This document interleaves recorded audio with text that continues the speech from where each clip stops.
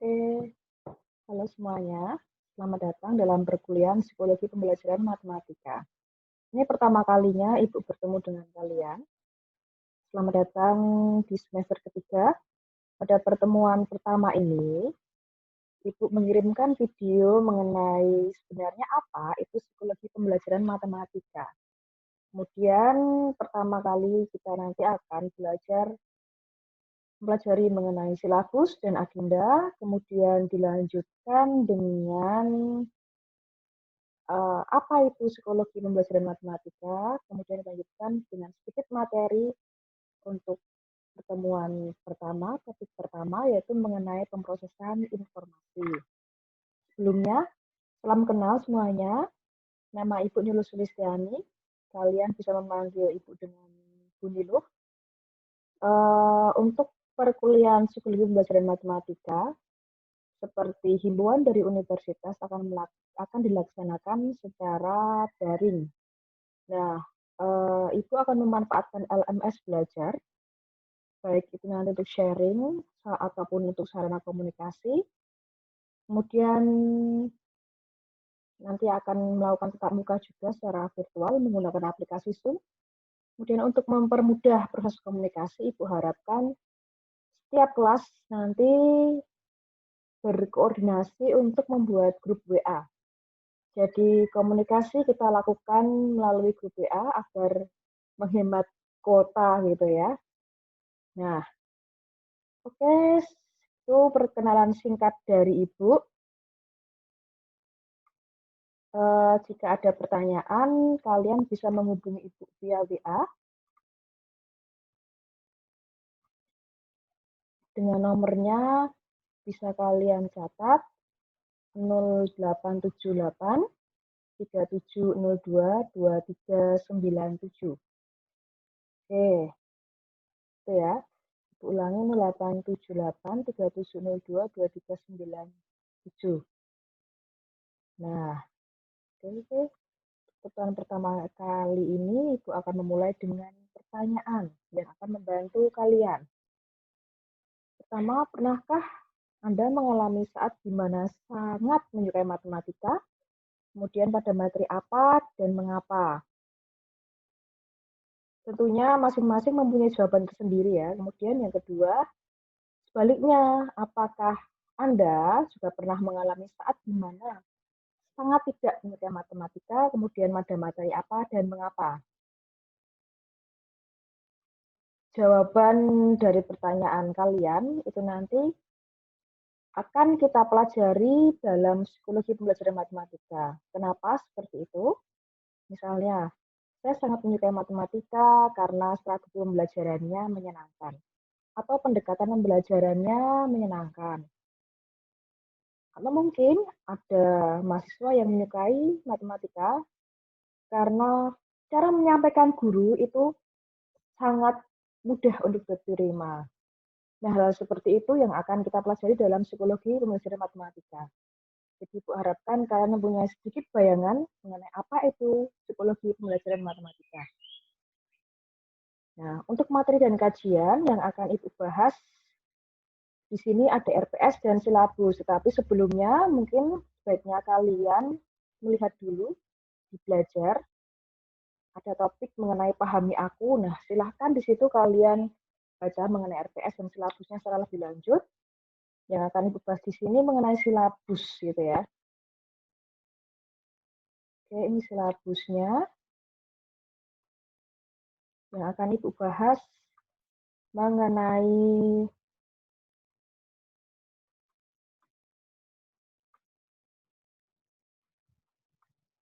agenda kegiatan.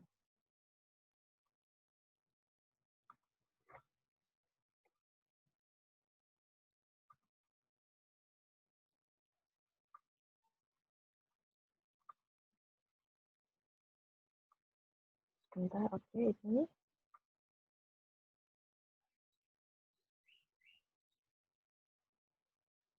Jadi kurang lebih ada 15 materi yang akan kita pelajari bersama selama perkuliahan. Kemudian mungkin ada yang bertanya-tanya, Kenapa dalam perkuliahan psikologi belajar matematika ataupun perkuliahan yang lain itu dosennya 2? Nah, itu dikarenakan mengajar secara tim teaching, di mana nanti setengah semester kalian akan belajar bersama ibu, kemudian setengah semester selanjutnya untuk psikologi pembelajaran matematika nanti dilanjutkan oleh Bu Mada. Jadi ibu hanya akan menemani kalian belajar selama setengah semester sampai UTS. Yang akan kita pelajari ada 15 hal, tetapi untuk sampai materi pada UTS hanya sampai pada materi ke-9. Jadi yang pertama pengertian psikologi, sejarah, klasifikasi psikologi, struktur kognitif dan pemrosesan informasi, itu yang terjadwal kita pelajari hari ini, pertemuan pertama. Kemudian selanjutnya IQ, EQ, SQ, dan AQ itu akan dipelajari pertemuan kedua. Untuk multiple intelligence atau kecerdasan majemuk pada pertemuan ketiga. Dilanjutkan pertemuan keempat, teori perkembangan Piaget dan Brunner. Kemudian pada pertemuan kelima, itu nanti Ibu akan membahas mengenai hubungan psikologi dalam belajar matematika, ungkapannya seperti apa. Kemudian akan mengkaji secara lebih mendalam dengan cara melakukan workshop yang akan Ibu rencanakan akan terjadi tatap muka secara virtual menggunakan Zoom, yaitu workshop mengenai multiple intelligence, teori perkembangan Piaget dan Brunner tentunya, bagaimanakah penerapannya dalam pembelajaran matematika gitu. Oke, kemudian pertemuan ke-6 terjadwal adalah UTS dan selanjutnya akan dilanjutkan oleh Ibu Mada. Nah, kita lihat kegiatan perkuliahan, kalau kalian mencermati, ini lebih banyak presentasi. Ibu harapkan presentasinya, walaupun kita melaksanakan perkuliahan dengan cara daring, tetapi tidak mengurangi kalian untuk bisa memahami secara jelas. Nanti pada pertemuan kelima, nah itu nanti akan sangat terlihat dan akan Ibu cek bagaimanakah pemahaman kalian gitu. Setelah ini, Ibu minta ketua kelasnya segera membuat WA group, kemudian pada pertemuan pertama silahkan membagi menjadi 6 kelompok. Ibu harapkan bebas saja untuk kelas psikologi belajar matematika, kelas ini Ibu harapkan bisa membagi secara adil, dibagi jadi 7 kelompok begitu ya. Jadi untuk minggu depan kita sudah mulai presentasi kelompok pertama, kemudian setiap presentasi itu nanti akan ada kelompok pembahas. Jadi ada 2 kelompok yang bertanggung jawab secara penuh, yaitu kelompok presenter dan juga kelompok pembahas. Kemudian pertemuan ketiga ada kecerdasan majemuk atau multiple intelligence dengan kelompok pembahas kelompok 6. Kemudian Piaget dan Brunner itu oleh kelompok ketiga, dilanjutkan dengan ini maaf bukan struktur kognitif tetapi hubungan psikologi dalam belajar matematika dan workshop lebih lanjut mengenai kecerdasan majemuk dan Piaget maupun Brunner. Nanti Ibu rencanakan terjadi tatap muka secara virtual. Setelah itu dilanjutkan dengan UTS, menyesuaikan jadwal, kemudian dilanjutkan dengan presentasi. Nah, di sini kalau kalian mencermati kelompok 4 belum berkontribusi, tetapi Ibu harapkan, walaupun belum bertanggung jawab di sini, tapi Ibu mengharapkan kelompok 4 itu juga berusaha memperkenalkan diri dengan cara aktif dalam diskusi kelompok. Selain diskusi teknisnya seperti apa nanti akan Ibu jelaskan lebih lanjut begitu setelah ini. Jadi ini agenda kegiatannya, rencananya seperti itu. Ada penjelasannya bahwa perkuliahan akan memanfaatkan LMS belajar sebagai sarana komunikasi, dan juga nanti Zoom itu menggunakan blue button yang ada di LMS juga. Selain itu, Ibu mengharapkan kalian segera membuat WA Group sebagai sarana diskusi. Jadi, teknis diskusinya, kita coba untuk minggu depan via WA Group. Jadi, sinkronosnya, terjadinya proses belajar itu melalui WA secara langsung begitu ya. Langsung dalam artian sesuai dengan jadwal perkuliahan itu. Jadi Ibu harapkan nanti kalian bisa saling berkontribusi. Kemudian setiap presentasi dilakukan tanya jawab secara langsung melalui media online, yaitu WA Group, sebagai salah satu komponen penilaian keaktifan. Untuk minggu depan Ibu rencanakan dengan WA Group. Tetapi bagaimana presentasinya? Gitu. Nah, ini tugas kelompok presentasi. Silahkan mengumpulkan makalah dalam bentuk Word, singkat, jangan terlalu banyak pengantarnya, jadi pendahuluan berhubungan dengan materi, singkat saja, kemudian isi, diakhiri dengan penutup. Penutup ini berisi kesimpulan dan juga ada daftar pustaka. Nah, harapkan nanti makalah diberikan kepada dosen. Kita akan dibuka forum khusus untuk pengumpulan makalah, begitu. Sebelum presentasi, jadi Ibu harapkan jangan hari itu juga, misalkan Senin depan sudah presentasi. Jadi paling tidak minggu itu silakan diunggah ke belajar. Tujuannya apa? Nanti berhubungan dengan tugas kelompok membahas. Selain itu, kelompok presenter membuat video presentasi maksimal berdurasi 30 menit berisi penjelasan kelompok. Nah, kalian tidak perlu memakai aplikasi, misalnya aplikasi berbasis editing video, misalnya ini, yang ada di Powtoon misalnya. Kalau Powtoon itu kan berbasis editing. Ibu harapkan karena ini pertama kali Ibu masuk ke kelas kalian, jadi berisi penjelasan kelompok yang menampilkan wajah mahasiswa sedang menjelaskan. Video itu nanti silahkan diunggah, disebarluaskan ke forum belajar juga, paling lambat 1 hari sebelum presentasi. Jadi presentasi dilakukan secara asinkronos, tidak saat itu juga, tetapi sebelumnya. Untuk pertemuan yang pertama, Ibu harapkan pertemuan selanjutnya nanti akan Ibu evaluasi, sepertinya akan tetap berjalan seperti ini. Kenapa? Akan menghemat kuota. Jadi kuotanya paling banyak itu ketika kalian presentasi. Jadi yang diskusi itu kita laksanakan menggunakan WA, jadi tidak secara langsung,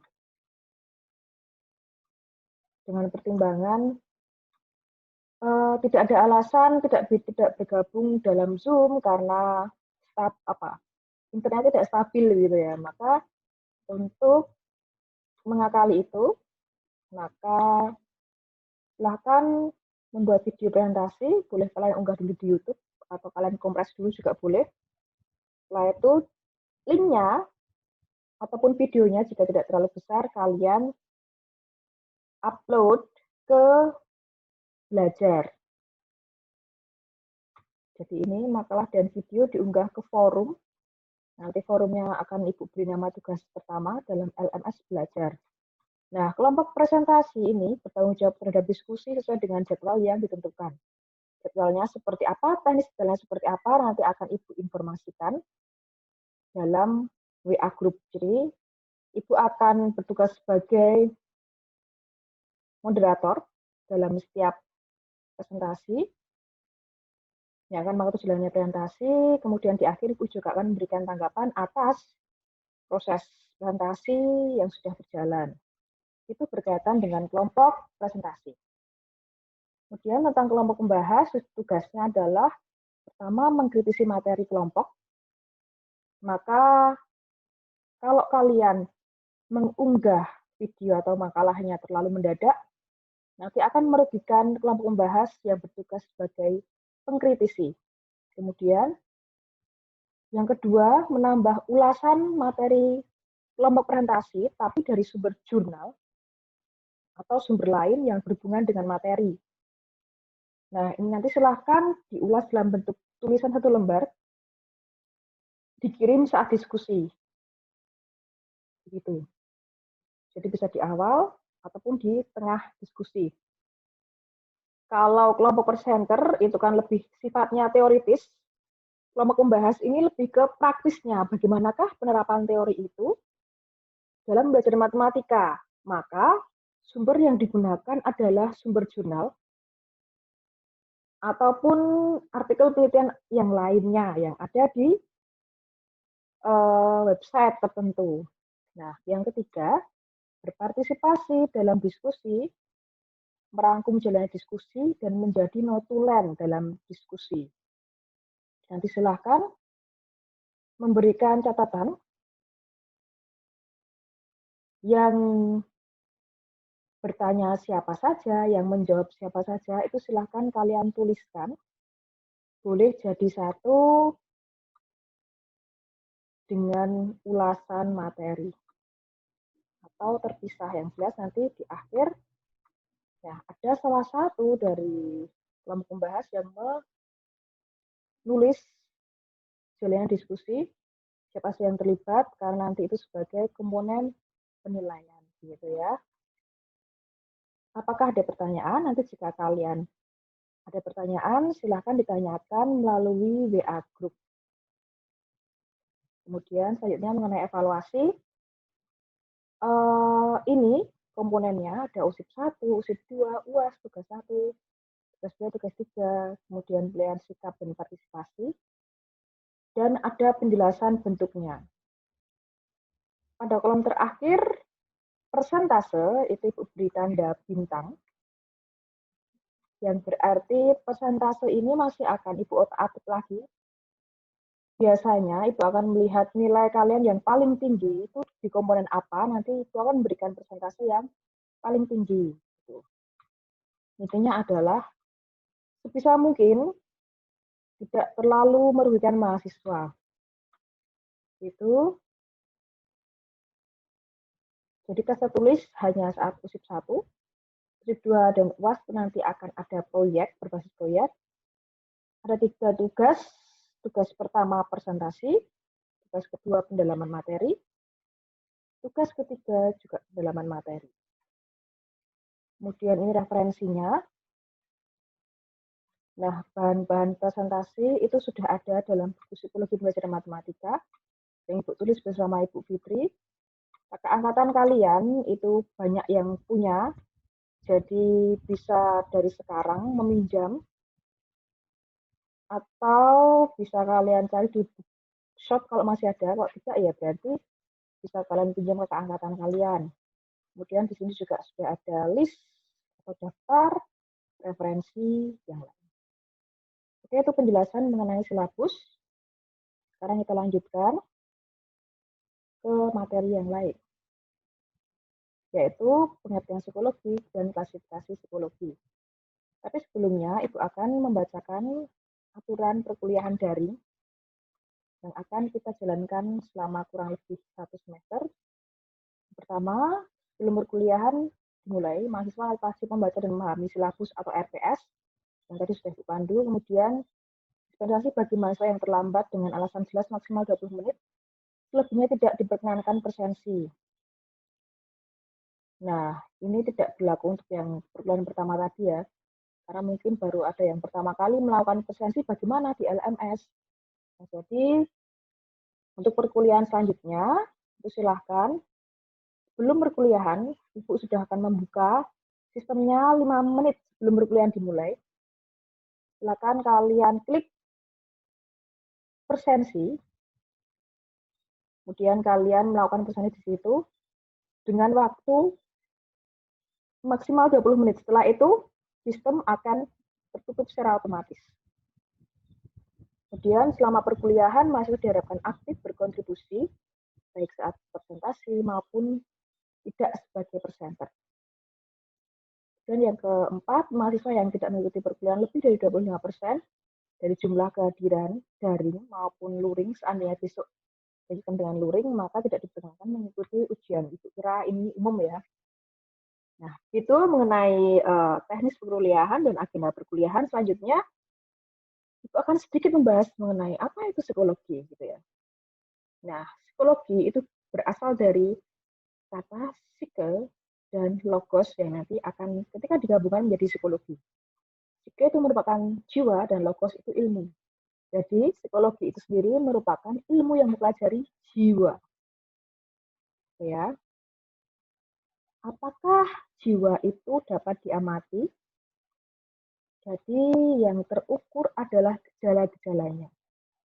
Jadi, kalau psikologi belajar matematika berarti kita mempelajari mengenai gejala-gejala siswa atau gejala-gejala seperti apa yang timbul, gejala-gejala jiwa seperti apa yang timbul selama proses pembelajaran matematika. Jadi disimpulkan kalau psikologi itu sendiri apa? Ilmu yang mempelajari gejala-gejala jiwa terlihat dari perilaku yang dapat diamati, dicatat, dan terukur. Itu ya. Kemudian ada klasifikasi psikologi berdasarkan objek dan berdasarkan tujuannya. Kalau objek penyelidikan ada psikologi umum dan khusus, kemudian berdasarkan tujuannya, teoritis dan praktis. Jadi yang bersifat teori dan praktis. Psikologi khusus itu ada psikologi perkembangan, psikologi anak, psikologi sosial, kepribadian, industri, pendidikan, klinis, normal, dan psikometri yang akan kita bahas lebih lanjut. Psikologi pendidikan, di dalamnya nanti ada psikologi belajar matematika. Mengenai psikologi pendidikan sudah kalian bahas pada semester sebelumnya. Jadi ini hanya sekedar mengingatkan kembali yang sudah kalian pelajari di psikologi pendidikan. Biasanya kan ini, lingkungan belajar, teori dan proses belajar, hubungan antara kematangan dengan kesiapan belajar, perbedaan individu dan pengaruh terhadap hasil pendidikan, dan sebagainya. Jadi ini yang sudah kalian pelajari dan tidak akan Ibu bahas lebih lanjut. Selanjutnya ada pertanyaan. Apa perbedaan psikologi pendidikan matematika dengan psikologi belajar dan pembelajaran yang sudah kalian pelajari sebelumnya? Dan mengapa harus belajar psikologi pembelajaran matematika? Jadi kalau kemarin kalian sudah belajar psikologi belajar dan pembelajaran yang merupakan bagian dalam psikologi pendidikan. Nah, sekarang kita akan membahas bagaimana penerapan psikologi belajar dan pembelajaran itu dalam pendidikan matematika.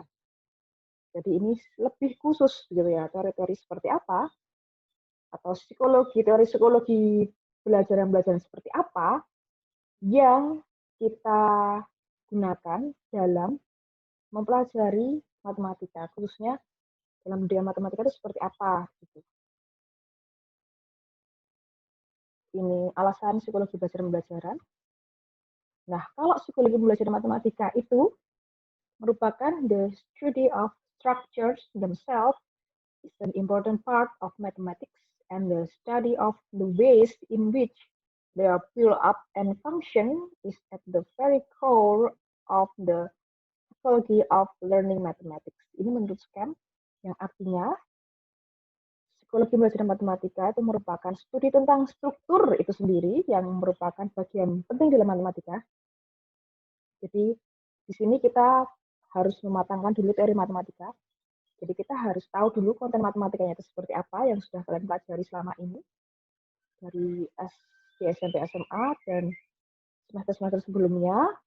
Kemudian studi cara membangun dan fungsinya pada ilmu psikologi belajar matematika. Jadi bagaimana mempelajari geometri secara benar menurut psikologi, teori psikologi, Atau bagaimana agar matematika itu mudah diterima oleh siswa sesuai dengan usianya. Nah, itu yang akan kita bahas dalam psikologi pembelajaran matematika. Apakah ada pertanyaan? Oke, kalau tidak, isinya lebih lanjut nanti akan kita bahas secara mendalam dengan presentasi kelompok. Nah, bagi kelompok presenter yang mungkin tidak yakin dengan materinya, itu bisa konsultasi dulu ke Ibu. Untuk selanjutnya, kita membahas sedikit mengenai sistem saraf dan fungsi otak. Tapi ini sepertinya teoritis sekali. Jadi ini hanya sebagai tambahan informasi, teman pengetahuan dan wawasan bagi kalian yang ingin Ibu bahas lebih lanjut hanya mengenai memori. Dan Ibu yakin mengenai memori dan pemrosesan informasi ini juga sudah kalian pahami, kalian pelajari dalam psikologi belajar dan pembelajaran. Gitu ya. Oke, kemudian silakan dibagi kelompoknya. Makin cepat makin baik, sehingga untuk kelompok satu sudah mulai bisa mempersiapkan. Itu akan membahas sedikit mengenai sistem saraf, fungsi otak, dan memori. Ini, kalau mengenai struktur kognitif otak, ini sangat biologis sekali. Jadi nanti silahkan dipahami sendiri PPT-nya. Sudah Ibu share di LMS Belajar. Di sini Ibu hanya memberikan penjelasan singkat, terutama mengenai pemrosesan informasi. Ini ya, ini sangat biologis sekali. Di sini ada yang namanya neuroscience kognitif. Jadi ini yang sedang tren, yaitu satu bidang yang menghubungkan otak dan aspek lain, sistem saraf, khususnya otak, pemrosesan kognitif, dan akhirnya dengan perilaku. Ini juga baru bidang kajian yang baru ngetren mengenai neuroscience. Kemudian ada sistem saraf, sangat biologis sekali. Otak, bagian-bagian otak. Nah, pembagian otak itu bisa kalian baca, karena ini hanya sebatas teoritis dan menambah wawasan kalian. Oke, bagian ini juga. Untuk kecilkan biar tidak mengganggu layar. Cerebrum atau otak besar, lobus frontal, bisa kalian pahami sendiri, karena ini hanya sebatas wawasan dan tidak akan Ibu bahas lebih mendalam. Nah, ini bagian cerebrum yang nanti sebagai pengantar untuk kelompok 1. Kita biasanya mengenal ada bagian otak atau pembagian otak berdasarkan cara kerjanya. Ada otak kanan dan otak kiri. Nah, otak kanan itu berhubungan dengan EQ atau emotional quotient, kecerdasan emosi, kemudian otak kiri itu berhubungan dengan IQ atau kecerdasan intelektual. Nah, ini pembagian kerjanya. Mungkin di antara kalian ada yang suka matematika, tetapi lebih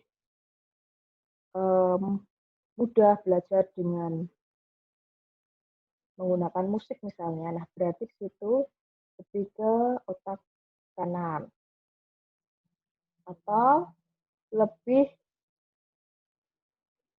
mudah jika kalian mengucapkan atau malah mengotak-atik dengan angka. Berarti lebih ke otak kiri. Itu berdasarkan tugas belahan masing-masing otak. Di otak kiri lebih ke logika, rasio, pusat IQ. Otak kanan itu lebih ke EQ, hubungan dengan sosialisasi, komunikasi, interaksi, pengendalian emosi, intuitif, ekspresi tubuh itu lebih ke otak kanan. Kemudian ada otak kecil, bisa kalian pahami dan kalian baca sendiri. Ini juga ada sistem limbik, ada. Nah, ini penelitian Hertz mengenai neuroscience yang tadi, bidang kajian yang membahas mengenai hubungan antara otak dengan bagian-bagiannya dan cara kerja otak dengan sistem saraf dan sebagainya. Nah, otak tidak berperan sebagai stasiun relay atau penghubung seperti yang diyakini oleh kaum behavioris dan asosianis, tapi hilangnya sebagian jaringan otak akan sangat mengganggu. Itu aplikasinya dalam pembelajaran tertentu tidak hanya mengedepankan salah satu belahan otak. Jadi dalam matematika pun tidak bisa kita hanya memperhatikan salah satu kerja belahan. Karena apa? Otak itu sama-sama menerima informasi dengan cara kerja yang sama. Kemudian, intelijen atau kecerdasan itu berasal dari pengalaman dan tidak ditentukan secara genetik. Ini yang terbaru. Menurut penelitian HEPS gitu ya. Artinya, dalam belajar, pengalaman sangat penting agar informasi dapat diterima secara maksimal. Jadi tidak perlu khawatir jika ada yang sudah tes IQ, Pak IQ saya tidak begitu tinggi dibandingkan yang lainnya. Tidak masalah, penelitian yang terbaru itu bahwa pengalaman itu sangat atau lebih mementingkan dibandingkan genetik gitu. Jadi tugas seorang guru adalah bagaimana memberikan pengalaman yang memang akan berguna dan bermanfaat bagi siswa dalam belajar matematika. Kemudian, pengalaman masa kanak-kanak lebih penting dalam mempengaruhi kecerdasan ketimbang pengalaman dewasa. Jadi diharapkan adanya pengkondisian untuk menciptakan lingkungan belajar yang kaya. Ini mengenai memori dan pemrosesan informasi. Ada 3 macam model memori, yaitu STM, LTM, short term memory dan long term, itu menurut Atkinson. Kemudian yang kedua mengenai tingkatan proses informasi dalam ingatan, dan ada memori episodik dan semantik.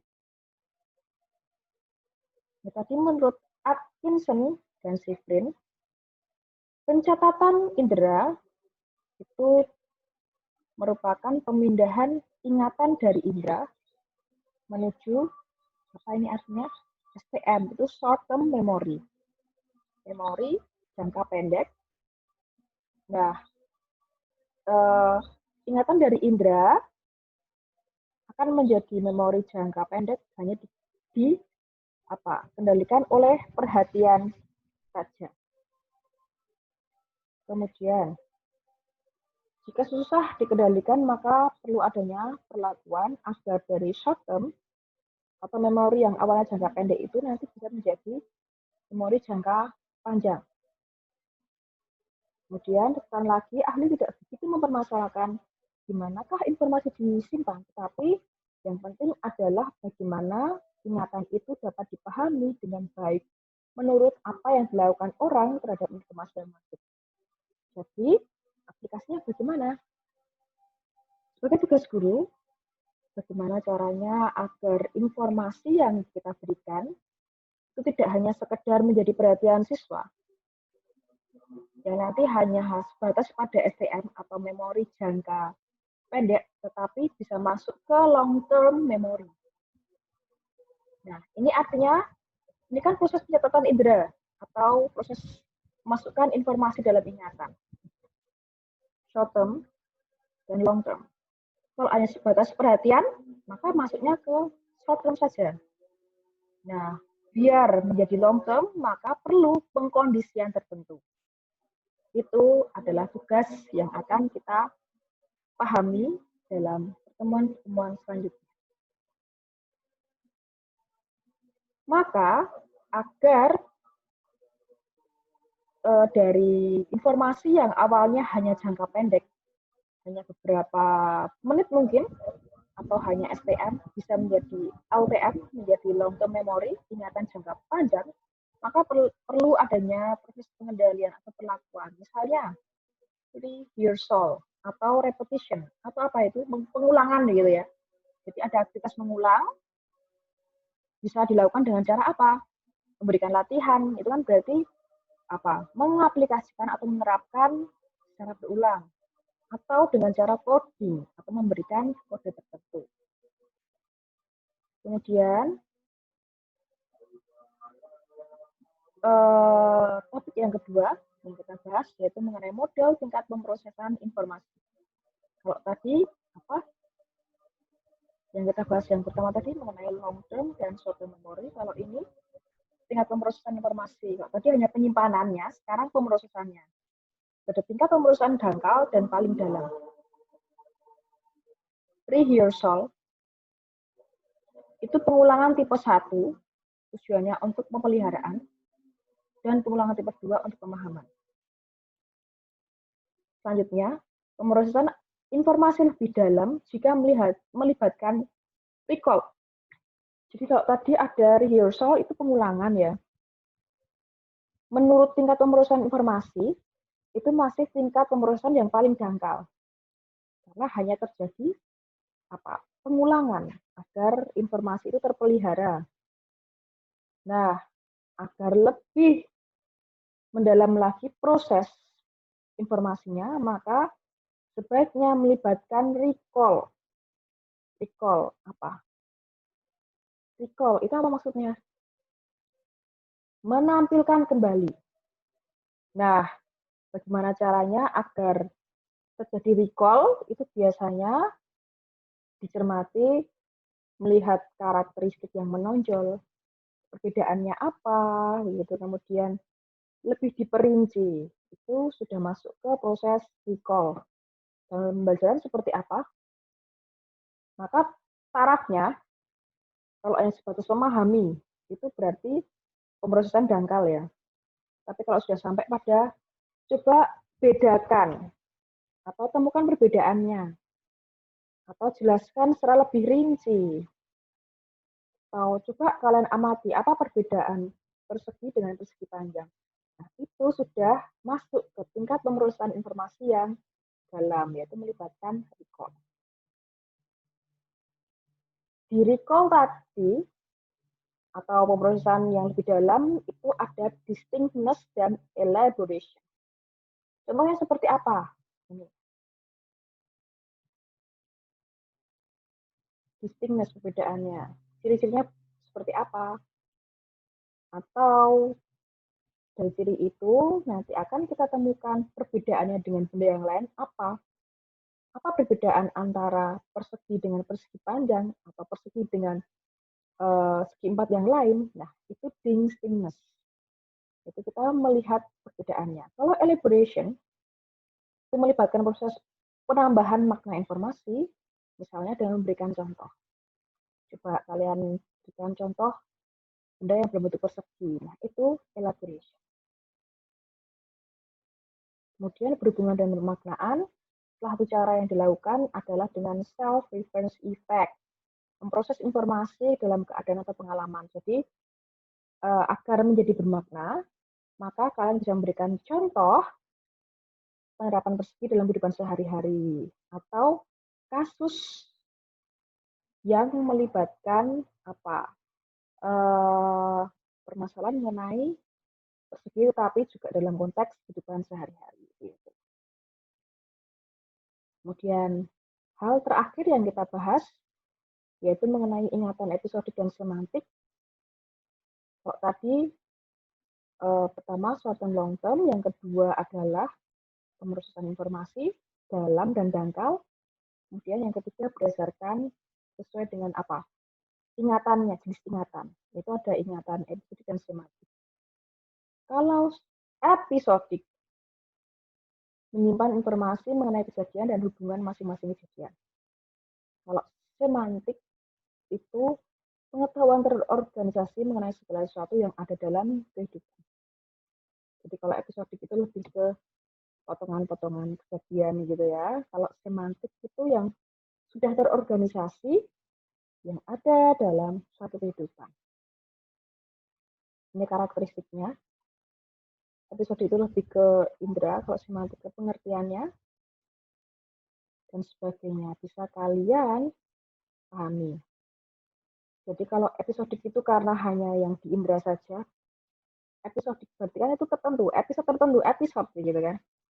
Jadi kecenderungan lupanya lebih besar dibandingkan semantik. Semantik berarti ada suatu pemaknaan. Nah, waktu yang dibutuhkan untuk mengingat juga yang sedikit lebih lama dibandingkan semantik. Karena apa? Pemrosesannya juga hanya dangkal kalau yang episodik, kalau semantik dalam. Dan episodik itu biasanya STM, short term memory, kalau semantik long term. Gitu ya. Apakah ada pertanyaan? Oke, kalau tidak ada, Ibu cukupkan sekian. Kalau misalnya ada pertanyaan, itu bisa kalian tanyakan pada jam perkuliahan, pada pertemuan pertama. Ibu harapkan kalian mempelajari ini dulu, sehingga ada hal yang kita diskusikan atau saat perkuliahan kalian bisa membaca video, memahami video ini dulu. Kemudian kalau ada pertanyaan bisa kalian diskusi melalui WA group. Itu untuk pertemuan pertama, kita akan bertemu pertemuan kedua dengan presentasi kelompok 1 dan membahas kelompok 5. Oke, demikian selamat mempersiapkan dan semangat.